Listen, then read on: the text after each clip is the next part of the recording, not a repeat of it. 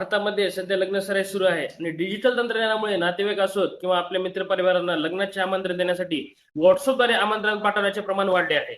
पण याचाच फायदा सायबर गुन्हेगार घेत आहेत. सायबर गुन्हेगारांनी सध्या बनावट लग्नपत्रिका आमंत्रणाच्या माध्यमातून डेटा चोरीचा नवा मार्ग शोधला आहे. सायबर भामटे अनोळखी नंबरवरून तुम्हाला डिजिटल लग्नपत्रिका पाठवतात. ही लग्नपत्रिका एपीके फॉर्मॅटमध्ये असते. उत्सुकतेपोटी आलेली लग्नपत्रिका आपण कोणत्याही खात्रीशी उघडतो आणि खरा खेळ इथूनच चालू होतो. लग्नपत्रिकेच्या नावाखाली आलेला व्हायरस आपल्या मोबाईलमध्ये शिरतो. लग्नपत्रिका उघडल्यावर अगदी काही वेळात आपला मोबाईल हा बंद होतो. आपण जेव्हा फोन पुन्हा सुरू करतो तोपर्यंत मोबाईलमधील सगळ्या सेटिंग्स ह्या बिघडलेल्या असतात. याच वेळी सायबर दरोडेखोर मोबाईल मेसेजिंग सिस्टीम सुद्धा हॅक करतात. गुगल पे, फोन पे या पेमेंट ऍपचा इथे ताबा घेतात. इतकंच नाही तर इंस्टाग्राम, फेसबुक या सोशल मीडिया प्लॅटफॉर्मचे पासवर्ड मिळवले जातात. आपल्या फोटो गॅलरीतले फोटो सुद्धा सायबर गुन्हेगारांच्या ताब्यात जातात.